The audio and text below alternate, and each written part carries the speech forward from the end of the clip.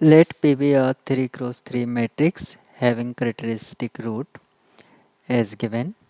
Define matrix Q in terms of matrix P and matrix R again in terms of matrix P. This is matrix polynomial. Matrix polynomial. So we need to find value of alpha and beta. To solve this problem, first we recall some facts related to this problem. Let eigenvalues of matrix A is lambda 1, lambda 2, lambda 3.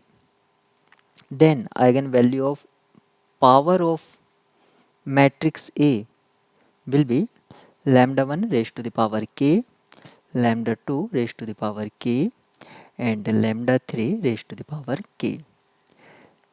In similar fashion, eigenvalues of scaled matrix, let's say k times matrix A. So k times of lambda 1, k times of lambda 2, k times of lambda 3. These will be eigenvalues. Write matrix Q in terms of specific method or in terms of matrix P. These are eigenvalues, so you can write easily characteristic polynomial or equation. So x plus 2 upon 3, x minus 0 and x minus 1. This is characteristic equation. After simplifying this one, we have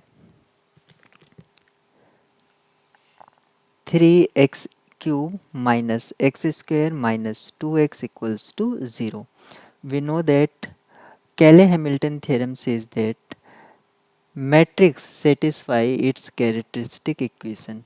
So 3 p cube minus p square minus 2p equals to 0. Now write matrix Q. So Q equals to 3p cube minus p square minus p plus identity matrix. You can observe this is minus 2p rectangular region and this is minus p. So you have some arrangement.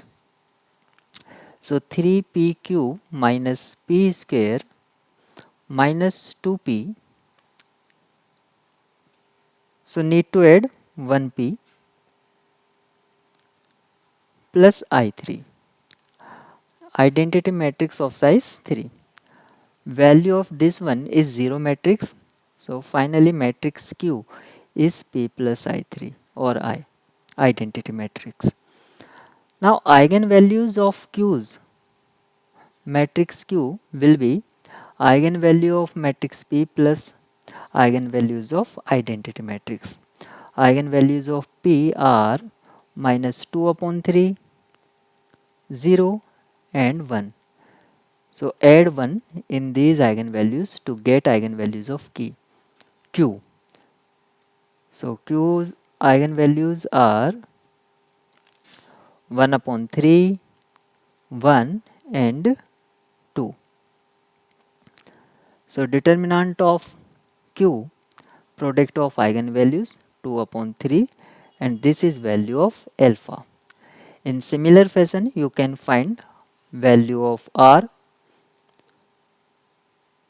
So beta is trace of matrix R, and after evaluating trace, value of beta will be 13 upon 9. Now alpha plus beta, value of alpha plus beta will equals to 19 upon 9.